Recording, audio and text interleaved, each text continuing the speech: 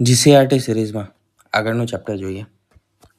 આ છે chapter number 13, માનવ સંસાધન.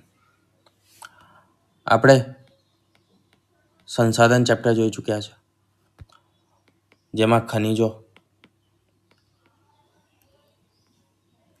અને બીજા કુદરતી સંસાધનો વિશે જોયું હતું. ત્યાર પછી ખેતી, ઉદ્યોગ, એ તમામ વસ્તુ આપણે જોઈ ચૂક્યા છે. આજે જોવાના છે જે સૌથી મહત્વનું સંસાધન ગણાય છે તે માનવ સંસાધન. સૌથી પહેલાં તેનો અર્થ અને તેનું મહત્વ સમજીએ. અંતિમ સંસાધન રાષ્ટ્રનું સૌથી મોટું સંસાધન શું છે? તો તેની વસ્તી છે. કુદરતની ભેટ ત્યારે જ ઉપયોગી બને જ્યારે લોકો પોતાની જરૂરિયાત મુજબ પરિવર્તિત થાય. બરાબર છે. વિકાસના પાયામાં સ્વસ્થ, શિક્ષિત, પ્રેરણાદાયી લોકો જ સંસાધનનો વિકાસ કરે છે. વસ્તી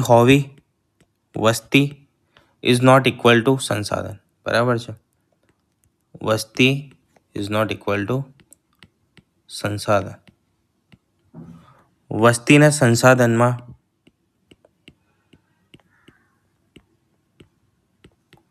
પરિવર્તિત કરવી પડે. કેવી રીતે? તો વસ્તીને તમે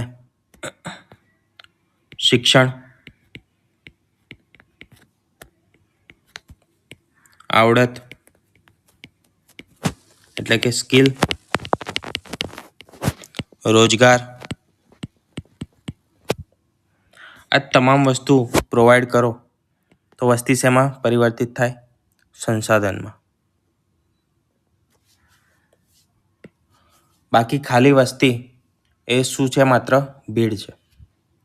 વિકાસના પાયામાં સ્વસ્થ, શિક્ષિત અને પ્રેરણાદાયી લોકો જ સંસાધનનો વિકાસ કરે છે. બીજું, આ વસ્તુ આપવી પડે અને આ વસ્તુનો તેમને સ્કિલ્સને એ બધું પ્રોવાઈડ કરવું પડે. અને બીજી વસ્તુ, સ્વસ્થ એટલે કે હોસ્પિટાલિટી, બરાબર છે, મેડિકલ, એ પણ ત્યાં પૂરું પાડવું પડે. અસમાનતા. માનવ સંસાધન વિશ્વમાં અસમાન રીતે વિતરણ પામેલ નથી. શૈક્ષણિક સ્તર, ઉંમર, લિંગ, તે વસ્તુ કેવી હોય છે? ભિન્ન હોય છે, એટલે કે અલગ અલગ હોય છે. માનવ સંસાધનમાં અલગ અલગ વસ્તુ અસમાનતા શેની હોય છે? તો અસમાનતા હોય છે શૈક્ષણિક સ્તરની, ઉંમરની, લિંગ એટલે કે જેન્ડરની, સ્ત્રી પુરુષ, તે તમામ વસ્તુઓ અલગ અલગ અને ભિન્ન હોય છે. આગળ વસ્તીનું વિતરણ જોઈએ તો પૃથ્વીની સપાટી પર લોકો જે રીતે ફેલાયેલા છે, જ્યાં જે વિસ્તારમાં જે લોકો રહે છે, વસે છે, બરાબર, તેને આપણે વસ્તી વિતરણ કહીએ છીએ. બરાબર છે. વસ્તી વિસ્તરણની તરાહ કહે છે. આંકડા કેવા છે? તો મુખ્ય આંકડા જોઈએ તો વિશ્વમાં 90%થી વધુ વસ્તી પૃથ્વીના માત્ર 30% ભાગમાં વસવાટ કરે છે. કેટલી? 90% વસ્તી 30% જમીન પર રહે છે. 30% જમીન પર રહે છે. 30% વિસ્તારમાં વસે છે. એનું કારણ શું હોઈ શકે? તો એનું કારણ છે સંસાધનોની ઉપલબ્ધતા. સંસાધનની ઉપલબ્ધતા. પછી બીજું એ હોઈ શકે કે વાતાવરણ, આબોહવા, તાપમાન,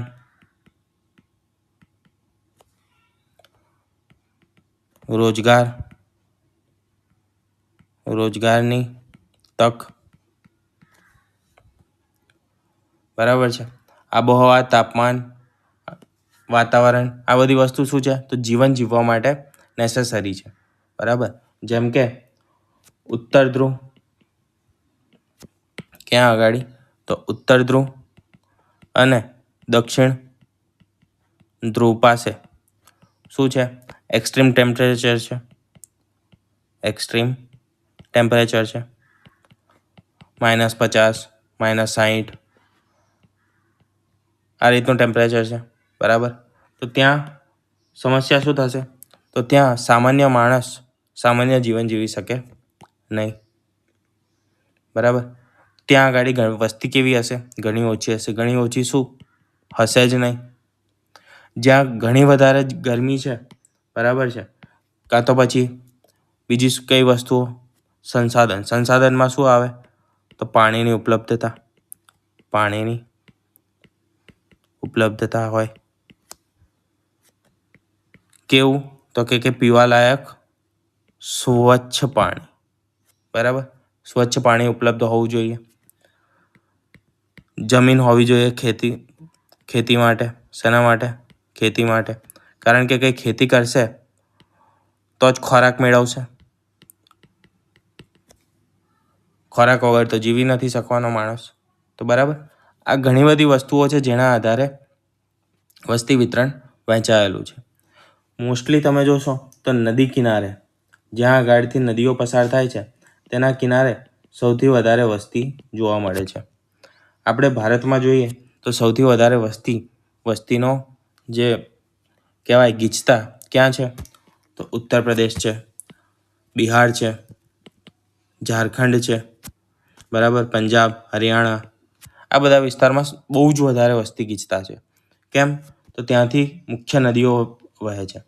ગંગાનું નદીતંત્ર છે આખું. ગંગા છે, યમુના છે, બરાબર છે, કોસી છે. તો એ બધી મુખ્ય નદીઓ વહે છે. બરાબર છે. સૌથી ઓછી વસ્તી ક્યાં છે? ગુજરાતની એ બધી જગ્યાએ પણ સારી એવી વસ્તી છે. કેમ? તો પાણીની ઉપલબ્ધતા સારી છે, જમીન સારી છે, એ બધી વસ્તુઓ. સૌથી ઓછી ક્યાં છે? તો લદ્દાખમાં છે. લદ્દાખ પાસે ઘણો બધો વિસ્તાર કેવો પડ્યો છે? વેરાન પડ્યો છે, ઉજ્જડ પડ્યો છે. કેમ? તો ત્યાં ખેતીલાયક જમીન નથી, ખેતી નથી થઈ શકતી. બીજું, પાણી છે તો તે કયા સ્વરૂપે છે? બરફ સ્વરૂપે છે.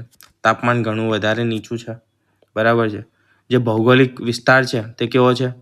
ભૌગોલિક વિસ્તાર પહાડી છે, એટલે કે ઘણો અઘરો છે માણસ માટે રહેવા માટે. તો આ બધી વસ્તુઓ છે. પછી વિશ્વની 60% વસ્તી માત્ર કેટલા દેશોમાં રહે છે? 10 દેશોમાં રહે છે. એશિયા અને આફ્રિકા ખંડમાં વિશ્વના લગભગ 3/4 લોકો, એટલે કે 75% લોકો બે જ ખંડમાં વસે છે, એશિયા ખંડમાં અને આફ્રિકા ખંડમાં. ગીચ વસ્તી, આ ચેપ્ટરમાં તમારે મુખ્ય વસ્તુ કઈ છે? તો આંકડા યાદ રાખવાના છે. બીજા બધા ચેપ્ટર નહીં વાંચો ને તો માત્ર વિડીયો જોઈને તમે શીખી શકશો. બરાબર છે કે તમને ક્લિયર થઈ જશે. આ ચેપ્ટરમાં આંકડા યાદ રાખવાના છે, એટલા માટે જોવું જરૂરી છે. બીજી એક વસ્તુ, એક કોષ્ટક આપેલું છે ચેપ્ટરમાં. શું આપ્યું છે? એક કોષ્ટક આપ્યું છે. કોષ્ટક એ તમારે મેં આમાં ઇન્ક્લુડ નથી કર્યું. શેનું છે? ડેટાનું છે. 2011ની વસ્તી ગણતરીના. ત્યાં તમારે મુખ્ય 2-3 વસ્તુ યાદ કરવાની છે. કઈ વસ્તુ અહીંયા લખી દઉં છું. બરાબર છે. આ કોષ્ટકની સૌથી વધુ અને સૌથી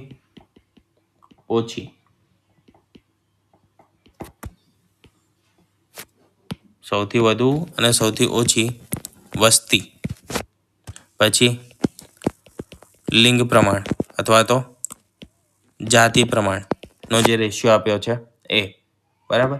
આ બે વસ્તુ જોઈ લેવાની છે. કયા રાજ્યમાં સૌથી વધારે છે, કયા રાજ્યમાં સૌથી ઓછી છે, કયા રાજ્યમાં લિંગ પ્રમાણ સૌથી વધારે છે, કયા રાજ્યમાં સૌથી ઓછું છે.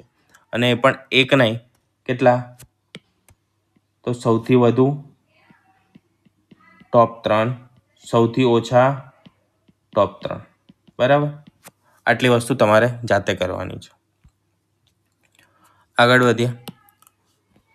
ગીચ વસ્તીવાળા વિસ્તારોમાં કયા છે? દક્ષિણ પૂર્વ એશિયા, યુરોપ છે અને દક્ષિણ પૂર્વ અમેરિકા છે. સૌથી ઓછી વસ્તીવાળા વિસ્તારોમાં તો કે ઉચ્ચ અક્ષાંશો. ધ્રુવ પ્રદેશ પર બિલકુલ વસ્તી નથી. બરાબર છે. તો જેમ જેમ અક્ષાંશમાં આગળ વધીએ તેમ તેમ વસ્તી ઓછી થાય છે, તેમ આપણે કહી શકીએ છીએ. ઉપરાંત રણ પ્રદેશોમાં, પર્વતોમાં, વિષુવવૃત્તીય જંગલોમાં ત્યાં આગળ પણ વસ્તી ઘણી ઓછી છે. ગોળાર્ધમાં દક્ષિણ ગોળાર્ધ કરતાં ઉત્તર ગોળાર્ધમાં વસ્તીનું પ્રમાણ કેવું છે? ઘણું વધારે છે. દક્ષિણ ગોળાર્ધ મુખ્યત્વે પાણીથી ઢંકાયેલો છે, એટલે કે મહાસાગરોથી ઢંકાયેલો છે. અને ઉત્તર ગોળાર્ધમાં જમીનનું પ્રમાણ વધારે છે, એટલા માટે વસ્તી પણ ક્યાં ઉત્તર ગોળાર્ધમાં સૌથી વધારે પ્રમાણમાં જોવા મળે છે. વ્યાખ્યા જોઈએ વસ્તી ગીચતાની. તો પૃથ્વીની સપાટીના એકમ ક્ષેત્રમાં કેવા એકમ ક્ષેત્ર એટલે કે દર ચોરસ કિલોમીટર. એકમ કયો રાખ્યો છે આપણે? દર ચોરસ કિલોમીટર રાખ્યો છે. તો એકમ ક્ષેત્રમાં એટલે કે કોઈ એક ફિક્સ જગ્યામાં, બરાબર છે. અહીંયા હું એક જગ્યા રાખું કે આટલી જગ્યા છે, બરાબર છે. આ મારી એક ફિક્સ જગ્યા છે અને એ એરિયામાં અમુક લોકો રહે છે. તો આ જેટલા પણ લોકો રહે છે આને શું કહેવાય? બીજી એક જગ્યા રાખું, આ બીજી જગ્યા છે અને એના અંદર અમુક લોકો રહે છે. તો આ બેને કમ્પેર કરવું હોય તો આની વસ્તી ગીચતા અને આની વસ્તી ગીચતા શું કહેવાય? આ એક્ઝેક્ટ બંને સેમ જ માપનું છે એવું માનો, બરાબર છે. કેટલું? તો કે 1 સેન્ટીમીટર સ્ક્વેર, 1 સેન્ટીમીટર સ્ક્વેરની જગ્યા છે અને આની અંદર રહે છે લગભગ કેટલા? તો કે 100 લોકો અને આની અંદર રહે છે 10 લોકો. તો વસ્તી ગીચતા કોની વધારે થઈ? આ પ્રદેશની, લાલ પ્રદેશની વધારે થઈ વસ્તી ગીચતા. તો એ રીતની વસ્તુ છે. દર ચોરસ કિલોમીટરમાં વસવાટ કરતા લોકોની સંખ્યા. એનું સૂત્ર જોવું હોય તો વસ્તી ગીચતા શોધવી હોય તો દેશની કુલ વસ્તી ભાગ્યા દેશનું કુલ ક્ષેત્રફળ. કેટલા લોકો દેશમાં રહે છે એના ભાગ્યા દેશનો વિસ્તાર કેટલો છે, ક્ષેત્રફળ કેટલું છે તે. મહત્વના આંકડા 2011 મુજબ ભારતની વસ્તી ગીચતા કેટલી છે? તો 382 ચોરસ કિલોમીટર હતી. ક્યારે? 2011ની વસ્તી ગણતરી પ્રમાણે. તમારે આ જ ડેટા યાદ રાખવાના છે. કેમ? તો કે 2021ની વસ્તી ગણતરી કોરોનાના લીધે થઈ નથી અને હજી સુધી પણ એના ડેટા જે છે આવ્યા નથી, બરાબર. આગળ તો સૌથી મહત્વની વસ્તુ હું લાલ પેનથી ટીક કરીશ, યાદ રાખવાની છે તે. વિશ્વની વસ્તી ગીચતા 54 વ્યક્તિ પ્રતિ ચોરસ કિલોમીટર, જ્યારે ભારતની કેટલી છે? 382 છે, ઘણી વધારે છે. સૌથી વધુ વસ્તી ગીચતા ક્યાં જોવા મળે છે? તો જોવા મળે છે દક્ષિણ મધ્ય એશિયામાં. દક્ષિણ મધ્ય એશિયામાં જ મુખ્ય 2 દેશો જે સૌથી વધારે વસ્તી ધરાવતા. સૌથી પહેલો નંબર છે ભારતનો, બીજો નંબર છે ચીનનો, બરાબર છે. સૌથી વધુ વસ્તી ધરાવતા, વસ્તી ગીચતા વાળા નથી કીધું. આ શું છે? સૌથી વધુ વસ્તી વાળા દેશ. આગળ જોઈએ જે વસ્તી વિતરણ છે, વસ્તી ગીચતા છે, જે વસ્તી વિતરણ જે રીતે થયેલું છે તેના પર કયા કયા પરિબળો અસર કરે છે? તો સૌ પ્રથમ છે ભૌગોલિક પરિબળ, બરાબર. આપણે આગળ પણ આ જે વસ્તુ કીધી, આ જે તમામ વસ્તુઓ, વાતાવરણ છે, આબોહવા છે, તાપમાન છે, રોજગાર છે, સંસાધનોની ઉપલબ્ધતા, પાણીની ઉપલબ્ધતા, જમીન, એ બધી વસ્તુઓ જ અહીંયા આપણે ડિટેલમાં જોઈશું, બરાબર છે. એ પણ વસ્તી ગીચતાને અસર કરતી જ વસ્તુઓ હતી. પ્રાકૃતિક રચના એટલે કે લોકો મેદાનોમાં રહેવાનું વધારે પસંદ કરે છે. દાખલા તરીકે ગંગાના મેદાન. પર્વતીય પ્રદેશમાં શું થાય? તો પર્વતીય પ્રદેશમાં જે આવન જાવન છે એટલે કે ટ્રાન્સપોર્ટ છે અને એક જગ્યાએથી બીજી જગ્યાએ જવું કેવું રહે? ઘણું અઘરું રહે, બરાબર છે. માલ સામાન પણ ઉપર પર્વતો ઉપર જલ્દી પહોંચી શકે નહીં, બરાબર. તો અગવડતા પર્વતીય પ્રદેશોમાં કેવી હોય? વધારે હોય. મેદાની પ્રદેશમાં સૌથી વધારે સગવડતા હોય, બરાબર છે. તમે શાંતિથી રહી શકો, બાંધી શકો, બાંધકામ પણ તમને સીધી જગ્યા પર સારા પ્રમાણમાં અને મજબૂત રીતે તમે કરી શકો, બરાબર. તો એના કારણે લોકો મેદાની પ્રદેશમાં રહેવાનું સૌથી વધારે પસંદ કરે છે, પર્વતોમાં નહીં. હિમાલય છે, એન્ડીઝ છે, ત્યાં આગળ ઓછી વસ્તી ગીચતા છે ઘણી, જ્યારે સૌથી વધારે ક્યાં છે? મેદાની પ્રદેશોમાં છે. અને એમાં પણ જે નદીઓ દ્વારા પથરાયેલા મેદાની પ્રદેશ છે, બનેલા મેદાની પ્રદેશ છે ત્યાં આગળ. એના પાછળના રીઝન શું છે? તો પહેલી વસ્તુ કે પાણી મળી રહે છે અને બીજી વસ્તુ કે નદીઓ જે કાપ લાવે છે, નદી શું લાવે છે? કાપ લાવે છે અને કાપથી જમીન ફળદ્રુપ બને છે, ફળદ્રુપતા તેની વધે છે. તેના કારણે ખેતી સારા પ્રમાણમાં થાય છે, બરાબર. જો ખેતી સારા પ્રમાણમાં થાય તો ખેતીમાં ઘણા બધી વસ્તુઓ એવી છે જે આપણે રો મટીરિયલ તરીકે યુઝ કરીએ છીએ ઉદ્યોગોમાં. તો એનો મતલબ ઉદ્યોગો પણ ત્યાં આગળ વધારે સારા પ્રમાણમાં ચાલશે. ઉદ્યોગો, ખેતી એ તમામ વસ્તુઓ સારા પ્રમાણમાં ચાલશે તો ત્યાંની અર્થવ્યવસ્થા સારી ચાલશે. બીજી વસ્તુ છે આબોહવા. અત્યંત ગરમ કે પછી અત્યંત ઠંડા વિસ્તારો જેમ કે સહારા રન છે, એન્ટાર્કટિકા ખંડ છે, ત્યાં આગળ વસ્તી કેવી હોય છે? ઘણી ઓછી હોય છે. કારણ કે મનુષ્યને અતિ ઠંડા અને અતિ ગરમ વિસ્તારોમાં પોતાનું જીવન ટકાવી રાખવું અગવડ ભર્યું રહે છે, અઘરું પડે છે. જમીન. ફળદ્રુપ જમીન ખેતી માટે અનુકૂળ છે. દાખલા તરીકે નાઇલ નદીના મેદાનો, ગંગા અને બ્રહ્મપુત્રના મેદાનો. જળ એટલે કે પાણી. પાણી કેવું હોવું જોઈએ? મીઠું હોવું જોઈએ, એટલે કે બિનક્ષારીય હોવું જોઈએ. દરિયાનું પાણી નહીં. દરિયાનું પાણી આપણે પી શકતા નથી. જળ જ્યાં હોય છે, ઉપલબ્ધ હોય છે, ત્યાં આગળ વસ્તી ઘણી વધારે હોય છે. બીજી વાત કરીએ ખનિજની, તો ખનિજ ક્ષેત્રો લોકોને કેવું છે? આકર્ષે છે. કારણ કે ખનિજ કાઢીને તે લોકો આર્થિક રીતે સદ્ધર થઈ શકે છે. બરાબર છે. ઉદ્યોગો વિવિધ વિકસી શકે છે. દેશની ઇકોનોમી પણ સુધરી શકે છે. બરાબર. તો એ તમામ વસ્તુઓ લોકોને રહેવા માટે આકર્ષે છે. આ રહ્યા ભૌગોલિક પરિબળો. દાખલા તરીકે દક્ષિણ આફ્રિકાની જે હીરાની ખાણો છે, મધ્ય પૂર્વનું જે તેલનું ક્ષેત્ર છે, આ અત્યારે મહત્વનું રહેશે તમારા માટે. કેમ?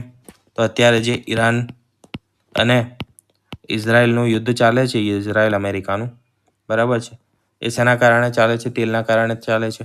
એમાં જે આખા મધ્ય પૂર્વના દેશો છે, બરાબર છે, એ બધા આવી ગયા છે. યુએઈ, દુબઈ, આ તે બધું જ વસ્તુ અંદર ઇન્ક્લુડ થઈ ચૂકી છે.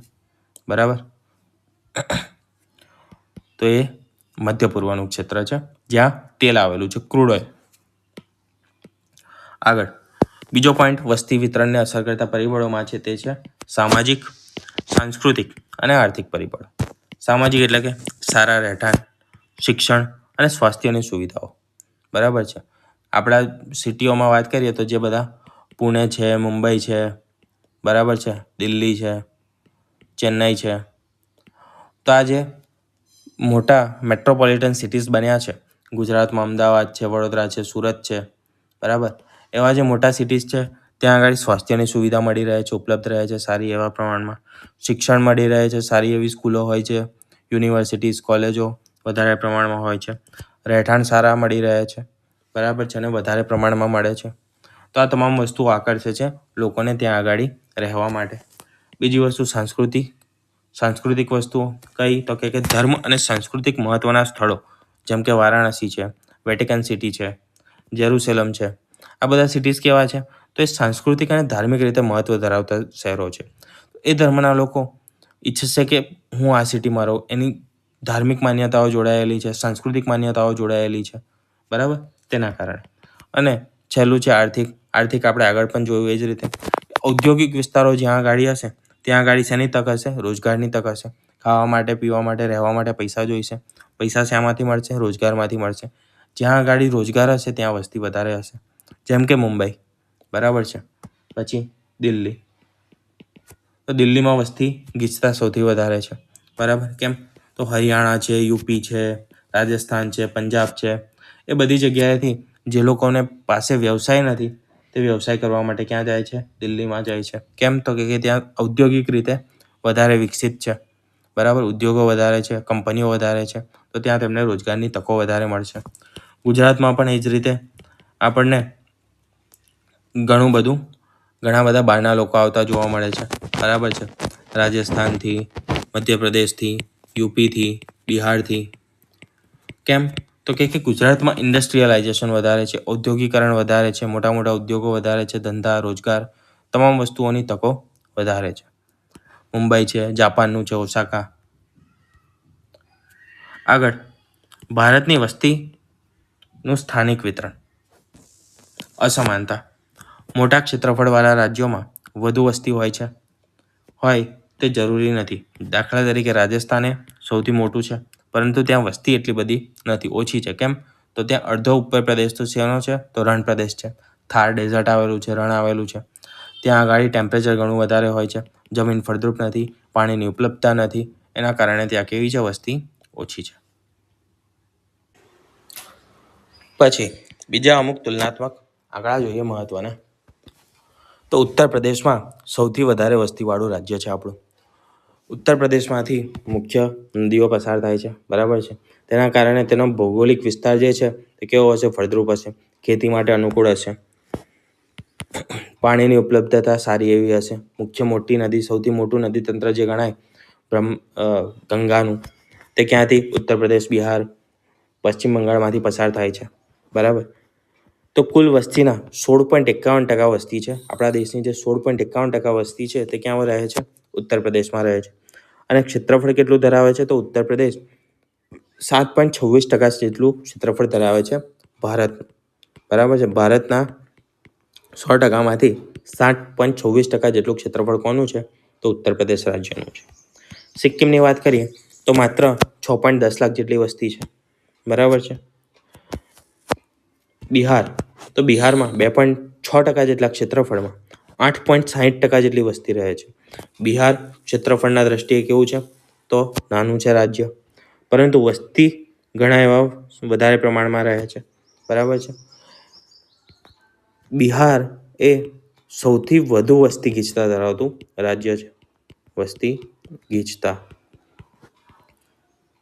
ધરાવતું રાજ્ય છે. બરાબર છે. તો આ એક ફેક્ટ હતો, તે યાદ રાખવાનો છે. આ તમને જાતે કરવા માટે આપેલું છે, પણ અહીંયા આવ્યું તો આપણે ઇન્ક્લુડ કરી દીધું. બરાબર.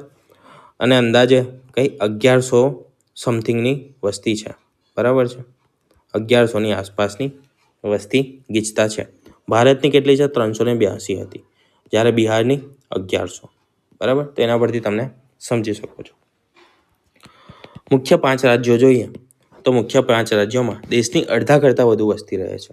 કયા કયા 5 રાજ્યો? તો ઉત્તર પ્રદેશ છે, મહારાષ્ટ્ર છે, બિહાર છે, પશ્ચિમ બંગાળ છે અને આંધ્રપ્રદેશ છે. આ સૌથી વધારે વસ્તી ધરાવતા રાજ્યો છે, જ્યાં દેશની કેટલી 50% કરતાં વધુ વસ્તી આટલા રાજ્યોમાં રહે છે. 5 રાજ્યોમાં. વ્યવસાયિક સંરચના, તો ભારત આજે પણ કેવો છે? તો કૃષિ પ્રધાન દેશ છે. કેમ? તો કે 2/3 વસ્તી એટલે કે 2/3 જેટલી વસ્તી, આશરે 60%થી 66%થી પણ વધુ વસ્તી અથવા તો 60થી 66%ની આસપાસની વસ્તી શેના પર? કૃષિ પર, એટલે કે પ્રાથમિક ક્ષેત્ર પર નિર્ભર છે.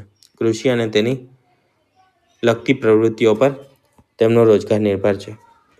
ઉદ્યોગ અને સેવા, દ્વિતીય ક્ષેત્ર જે કહેવાય તે ઉદ્યોગ, તેમાં 13% અને તૃતીય ક્ષેત્ર જે સેવા ક્ષેત્ર છે ત્યાં આગળ 20% વસ્તી જોડાયેલી છે. વૈશ્વિક તુલના કરીએ તો યુએસએમાં માત્ર 5% અને જાપાનમાં માત્ર 10%થી પણ ઓછા લોકો કૃષિ ક્ષેત્રમાં જોડાયેલા છે. ત્યાં મોટાભાગના લોકો ઉદ્યોગ અને સેવા ક્ષેત્રમાં છે. યુવા વસ્તીની એટલે કે ડેમોગ્રાફિક ડિવિડન્ડ કેવી રીતે ફેલાયેલું છે તેના અમુક ડેટા જોઈ લઈએ. ભારતમાં 19.4% અને ગુજરાતમાં 19.45% કેટલી છે? તો યુવા વસ્તી છે. મતલબ આપણો યુવા વસ્તીનો દર ડેમોગ્રાફિક ડિવિડન્ડ જે છે તેમાં ઘણા વધારે પોઝિટિવ છે, સારા એવા પ્રમાણમાં છે. જાપાનમાં આ દર ઘણો ઓછો છે, ત્યાં વૃદ્ધ લોકો ઘણા વધારે છે. આગામી 20 વર્ષમાં ભારત પાસે 32% વૃદ્ધિ થવાની સંભાવના છે ભારતમાં, જે આર્થિક વિકાસ માટેની મોટી તક છે. પણ એ ક્યારે? જ્યારે આ જે વસ્તી છે તે શૈક્ષણિક રીતે સક્ષમ હશે. બીજું, સ્વાસ્થ્યની રીતે મજબૂત હશે. શૈક્ષણિક રીતે સક્ષમ, સ્વાસ્થ્યની રીતે મજબૂત અને સ્કિલ એટલે કે આવડતથી નિપુણ હશે, આવડતમાં નિપુણ હશે. બરાબર છે. ત્યારે આ મુખ્ય વસ્તુઓ જરૂરી છે જે હ્યુમનને રિસોર્સમાં પરિવર્તિત કરે છે, માનવ સંસાધન બનાવે છે. સ્ત્રી પુરુષનું પ્રમાણ, તેની વ્યાખ્યા જોઈએ તો પ્રતિ 1000 પુરુષોએ સ્ત્રીઓની સંખ્યા, તેને આપણે જેન્ડર રેશિયો અથવા તો સ્ત્રી પુરુષના પ્રમાણ તરીકે ઓળખીએ છીએ. તેનું સૂત્ર શું છે? તેનું સૂત્ર છે સ્ત્રી પુરુષનું પ્રમાણ શોધવું હોય તો મહિલાની વસ્તી છેદમાં એટલે કે ભાગાકારમાં પુરુષની વસ્તી ગુણ્યા 1000. ઐતિહાસિક આંકડાઓ જોઈએ તો 1901માં 972 હતું, 2011માં 943 થયું છે. મતલબ ઘટાડો થયો છે, જે આપણા માટે કેવું કહેવાય? નેગેટિવ વસ્તુ કહેવાય. શ્રેષ્ઠ રાજ્યો કયા છે? તો કેરળનું સૌથી વધારે પ્રમાણ છે, સ્ત્રી પુરુષના પ્રમાણમાં સૌથી વધારે આંકડો છે, તે છે 1084. એટલે કે 1000 પુરુષોએ સ્ત્રીઓની સંખ્યા કેટલી છે? 1084 સ્ત્રીઓ છે. પોંડિચેરીમાં 1037 છે સ્ત્રીઓનું પ્રમાણ, બરાબર છે. મતલબ ત્યાં આગળ પુરુષો કરતાં સ્ત્રીઓની સંખ્યા વધારે છે. સાક્ષરતાની વ્યાખ્યા આપણે જોઈએ તો શું કીધું છે કે 7 વર્ષ કે તેથી વધુ ઉંમરની વ્યક્તિ, કઈ તો કે 7 વર્ષની કે તેથી વધુ ઉંમરની વ્યક્તિ કોઈ પણ એક ભાષા વાંચી શકે, લખી શકે અને સમજી શકતી હોય, બરાબર છે. સૌથી બેઝિક જે હોય ને એ રાખેલી છે આપણે સાક્ષરતાની વ્યાખ્યા, બરાબર. વાંચી શકે, લખી શકે અને સમજી શકે એટલે એને આપણે સાક્ષર ગણી લઈએ છીએ. તો પણ એનો રેશિયો કેટલો છે? 70%, 75%ની ઉપર આપણો જતો નથી. 1901માં તે કેટલી હતી? 5% હતી. પણ આમાં આપણે શું કર્યું છે? વૃદ્ધિ કરી છે. એ વસ્તુ આપણા માટે સારી છે. 2011માં કેટલી થઈ? તો 2011માં 74.04% થઈ. પુરુષો 82.1% જેટલા સાક્ષર છે, જ્યારે મહિલાનો દર આજે પણ ઘણો ઓછો છે અને તે છે 65.4% જેટલો છે. રાજ્યવાર સાક્ષરતા જોઈએ તો સૌથી વધુ સાક્ષર રાજ્ય કયું છે? તો 93.91% સાથે કેરળ રાજ્ય સૌથી વધારે સાક્ષર છે. સૌથી પહેલી વસ્તુ, તમારે સાક્ષરતા વિશે જ્યારે લખવાનું આવે, બરાબર છે, ડેટા તો ડાયરેક્ટ જ તમને પૂછાશે એટલે ડેટા તો યાદ રાખવા પડશે. શેના માટે? પ્રિલિમ્સ માટે, બરાબર છે. પ્રિલિમ્સમાં મુખ્યત્વે ડેટા પૂછાશે અને જે રીઝન્સ હોય છે તે પણ શેમાં આપેલા હશે? MCQમાં આપેલા હશે. પરંતુ જ્યારે તમારે લખવાનું હોય ને ત્યારે સૌથી મેઇન બદલાવની જરૂર શેમાં છે? તો કે આપણી જે ડેફિનેશન છે એમાં, બરાબર. આ જે ટકાવારી વધી છે, બરાબર, એ તો પોઝિટિવ છે, એ તમારે લખવાનું છે, બરાબર છે. જ્યારે નેગેટિવમાં તમે ક્યાંથી શરૂ કરશો? ડાયરેક્ટ તો જે ડેફિનેશન છે ત્યાંથી, કારણ કે આપણે ડેફિનેશન એટલી વધારે બેઝિક રાખેલી છે, એટલી નીચલા સ્તરની રાખેલી છે, છતાં પણ આપણે 75% પહોંચી શક્યા છે માત્ર, બરાબર. કે 7 વર્ષથી મોટી ઉંમરની વ્યક્તિ વાંચી, લખી અને સમજી શકે, બરાબર છે. હવે વાંચી, લખીને સમજી શકતી ગ્રેજ્યુએટ્સ પણ ઘણા બધા એવા છે જે લોકો રોજગાર નથી મેળવી શકતા, બરાબર. તો આ તો ઘણા ઓછું સ્તર થયું એનું. આગળના બીજા ડેટા જોઈ લઈએ. લક્ષદ્વીપમાં છે 92.28%, મિઝોરમમાં છે 91.58%. સૌથી ઓછી, આ યાદ રાખવાનું છે, મેઇન વસ્તુ કઈ યાદ રાખવાની છે અહીંયા? તો પહેલું ટોટલ સાક્ષરતા, પુરુષ સાક્ષરતા, મહિલા સાક્ષરતા.